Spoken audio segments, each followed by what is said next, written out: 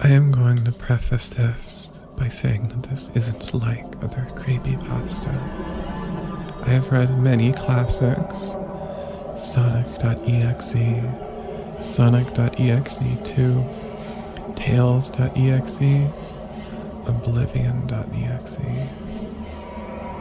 And as terrifying as they may have been, I'd consider them rather outdated, with many tropes being repeated over and over.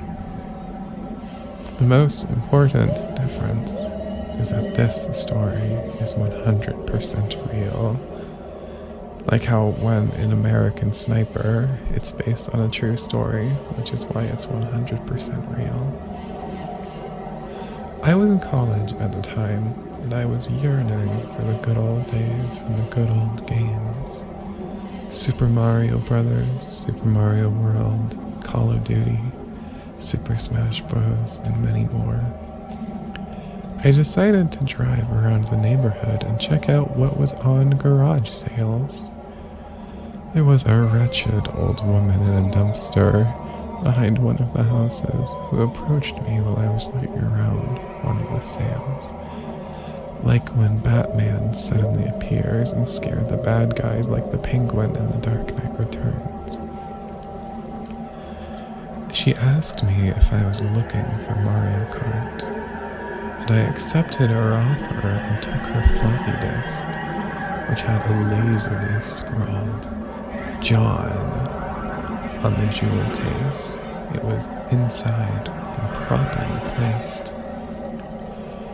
I swear I could hear her mutter to herself, "Goodbye, John," as I ran away from the parking lot and into my car my dad bought for me for my 18th birthday.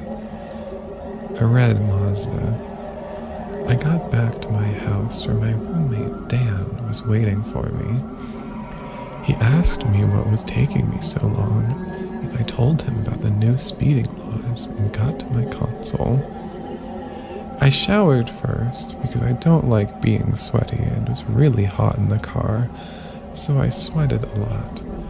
Then I got over to my console and put the floppy disk in. The Super Mario Kart splash screen popped up, and I was swept by a wave of nostalgia. Remembering playing this with my deceased brother, I immediately decided to start a new race. When it was time to pick my racer, I decided to go over each one of them and see what they're like again. Once I got to Dry Bones, the game immediately froze, prompting me to reset it, like when your computer crashes when I got a virus from my dad's desktop Christmas tree program. When I booted the game up again, something was different. Instead of a menu with many options, there was a menu with just one option. The option's name was John.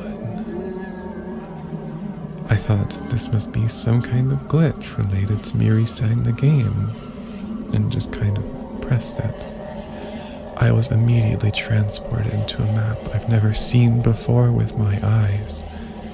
It was an endless blue plain of a green sky, like in a painting by Picasso, like Mississippi. Dan committed suicide and killed himself the next day. I was sad, but tried playing Mario Kart again. This time it was just a black screen, like when you die, just like Dan died earlier today. I tried asking people on Reddit why this might be, but the thread was instantly deleted. I looked back into the black screen, and it suddenly became normal again, except this time there was only one option. The option was called Dan. I uneasily clicked on it, and I was in the same endless loop plane I was yesterday all of a sudden. I was Wario, except he had my face, which must have been a good programming trick. like in Metal Gear Solid when the boss calls you your real name. I drove around for a while, doing tricks. I was very good at wheelies, thanks to playing a lot of Watch Dogs. Suddenly, Wario popped out on my screen. The image was hyper-realistic, and you could make out every pore on his skin and every single hair on his mustache. And he was also bleeding from his eyes. Instead of a W, on his hat was written, "Will you save me?" I immediately tried exiting the game, scared for my life, but I couldn't. I tried pulling the power, but it still wouldn't turn off. I stared desperately as the picture of Wario was replaced, just like in the transitions in Microsoft PowerPoint, with a picture of me. It was so hyper-realistic, it looked exactly like me, almost like modded Skyrim. The picture of me was also bleeding from their eyes.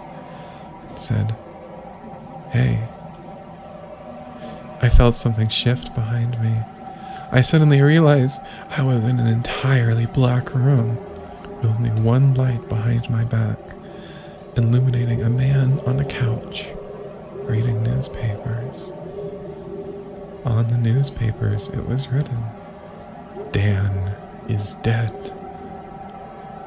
The man glanced, turning his head from his newspapers, not noticing me, probably because it was too dark.